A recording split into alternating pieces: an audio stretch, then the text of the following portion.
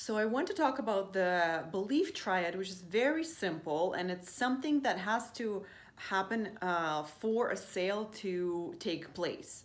So when we go back to when you hire me, there had to be three things that happened in your mind, and also I had to be in that space of belief. Okay, so um, for you to have hired me, you had to believe that you can accomplish the goal. Okay, you had to believe that I am the right person for the job, and you also had to believe that the container, which is coaching, is the right container for you to get the goal. So you had to believe in three things: you, the person who's helping you, and the way how. Okay, so you had to believe in yourself, you had to believe in the service, and you had to believe in whoever that is, the other party, right? And so once when you came on the call with me, I addressed all your questions and objections you had about me. You might have had some questions, objections about the actual coaching, and you might have had some doubts about you as yourself being able to do this, right? And if I, so you came to me as a client and you had some doubts, maybe in all three areas, right? So my job was to show up, and I had to have belief in myself. Again, I had to believe in myself that I can help you. I had to believe in you that you can do the thing that you want to do. And I also had to believe in the service, that the actual coaching is the best way to go about it, right? Because if I don't believe it, I won't be as good at selling what it is that I'm doing. I won't be as good at like telling you I can help you, right? So this doesn't come naturally to me, and most people I know in the industry, it doesn't come naturally to when they start out.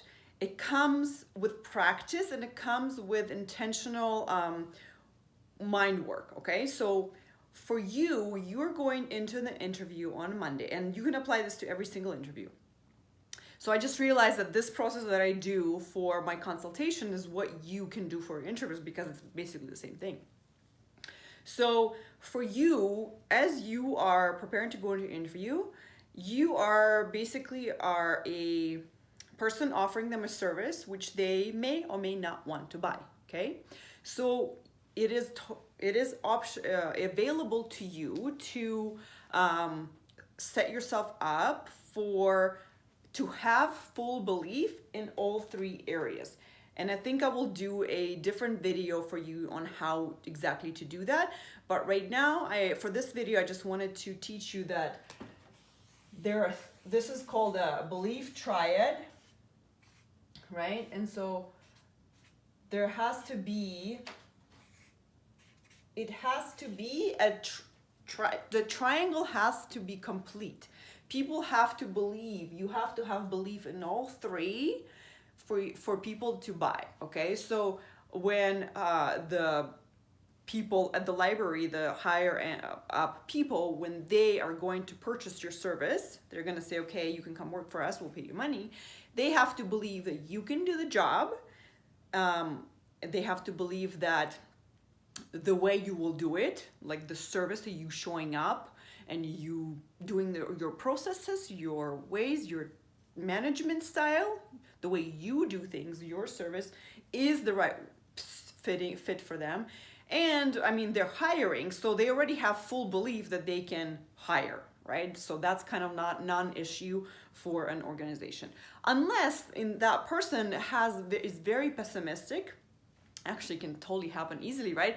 They're like, oh, I've been seeing all these people that are the poor fit, and I'm losing hope in finding the right fit. Then that could happen, right? So then they might have doubt in themselves that they can actually get this position filled, right? So you can help them overcome that obstacle in their head by showing up and showing them that you are the best person, and that the way you do things, like your service, your container of service is the best fit. And once you show them that, you will give them hope, like, yes, I can actually get that accomplished, right? So for this video, I just wanted to introduce the Belief Triad. It happens actually in every single sale that happens in the world. And I read this most amazing book by Grant Cardone, where he suggests that sales happen in our everyday life all the time, and we actually sell people on things all the time outside of the traditional sales job that you and I can think of, like selling the vacuums or selling whatever, right? Like the traditional, like stereotypical salesperson. For example, right, if you want to go on a vacation that you dreamt up that may be like a little bit more expensive than you're used to, but you really want to go there, so you have to sell your husband on that idea, right? So you start coming up of ways that would get him excited to spend that extra $500 on that vacation, right? You are actually selling him on something that you want, right? You have to get his buy-in, right? And buy-in, the way we use buy-in in business is that's the same way, right? It's like you have to create that vision for that person to make it worth their while to say yes. We sell our kids on stuff all the time, right? We convince them how doing this one thing is going to be super fun, right? When we actually want to put the energy into selling them. Sometimes, like with brushing teeth, I'm like, I don't have to sell you on how amazing it is to brush teeth. I don't care if you love it.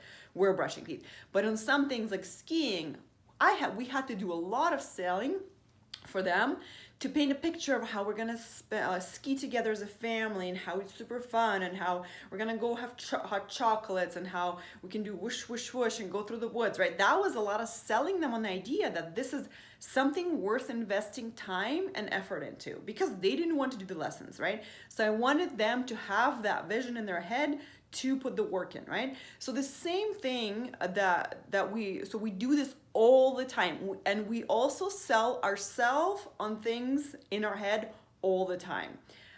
And I'm sure you've done it for yourself in so many different ways. Like examples could go clothing. Like if we want something, we think maybe we shouldn't, or we already have something like that, or like whatever objections we have in our own head. And if it's not like an obvious hell yes, I'm buying this, it's not a problem, we have objections, then what happens is we spend time thinking about that thing, like say Lululemon, right? If you want Lululemon, you're like, oh, okay, I found a perfect reason, like perfect way to address all my objections, because it's a pricey item and I can't just have it. I can't just go spend money on that all the time. Perfect way for me to justify this purchase, or a couple of them. I have Christmas coming up, I have a birthday coming up. This is just me. I've just recently bought some Lululemons for myself and I just love it. And I'm like, I have a birthday coming up. It's a present for me. And it's a perfect reason, perfect way for my brain to say yes, right? I sold myself on the idea that this is a great decision. And I'm happy about it. I'm excited. I'm gonna wrap it up for myself. I'm gonna give it to myself. I'm gonna be looking forward to it. I sold myself on that idea because I want the end result. So it was easy for me to paint the picture of Lululemon, because I've wore the pants before. They felt good. I know what they feel like. I know how durable they are. I love the product. Like, I'm already sold on the product. I just had to, so it was easy for me to paint that vision of why spend the money, right? But I had to do the work on overcoming objections of the price, right? So this idea of selling, I really want you to forget all the stereotypical selling scenarios that we have as a society, like selling is bad, selling is needy, salesy, they don't really care about you, they just want the money. That all is sometimes true if the person's not believing in what they're selling, if the person really doesn't want the money, if the person doesn't really care about you. Like, that all happens for sure all the time, and that gives the sales industry a bad reputation for sure. That's how we have that.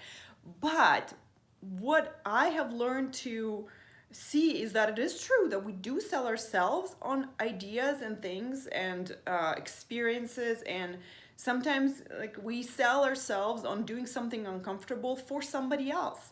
Like if my husband wants to go scuba diving and I'm like, I don't want to, I could like I sell myself on why it would be worth it for me to do it, right? So there's so many scenarios where we sell ourselves on things that I want you to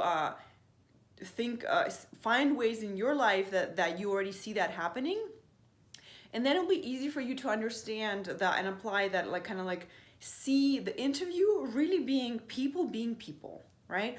All you have to do is have a conversation with them and overcome some of their doubts and their fears. You know, the person who's going to be hiring you, they're going to be afraid that maybe you're the wrong choice, right? They're going to have doubts that if you're the right fit. They're going to have doubts that whether your management style is the right fit for them. All you have to do is be like, hey, this is how I do it. And just like conversationally tell them how you do it and answer all their questions that they might have, and comfort their fears. Like, if this happens, here's what I do. I need some water. Just like when your kid is scared of, they're gonna fall down when they're skiing. The person who's hiring you, they're gonna be scared to make a mistake, right? And they're gonna be scared that maybe you're abrasive with people, right? And so you can just simply say, you know what, I'm really good with people because I've had so much experience that I've really learned this the hard way. I've made the mistakes, and now I know that I really need to be thoughtful of how I speak to people and find the approach that they need to hear. And some people need a more strict and harder, like a more direct approach. Some people need more hand-holding. And just saying that to them will comfort their fear and will dissolve their doubt. And they will be like, okay, that makes sense to me. She can do the job, right? So that is all you're doing. You're having a conversation with another person, and you're just answering all the questions about the service that you provide, right? Because they just want to know. They just want to know that you do a good job, right? So, so think about the three things that have to happen for the sale to have, for the transaction to happen. The three beliefs. You as a person applying for the job, for you to sell yourself, to offer your services, to just be there, you have to believe that you are the right person. And in the next video, I'm going to teach you how to get yourself into that belief, okay? Because it's a whole process. Not the whole process, but it's like a thing that actually is practical thing that I do. And you have to believe that your management style and the way you blah, blah, blah is like the good way for you to do it, the best way for them, okay? And also, I will also teach you in the next video how to do that. And the last thing is you have to believe that they are powerful and fully capable of recognizing that, yes, you are the right person and they can hire you, right? So, so then it is a matter of you sensing where are some of my gaps and where do I need to do the work on, okay? So, and then you have to remember that, right, you have to have those beliefs, and they also come to the interview with their three beliefs. And we don't know where they're at, right? But we are there to kind of bring certainty and fill up those beliefs for them as much as we can, right? Like to answer their questions so that they walk away with the three full beliefs of yes, this, yes, yes, yes. Okay, so next video, I'm gonna walk you through how to go through the handout and how to get yourself into three beliefs before the interview.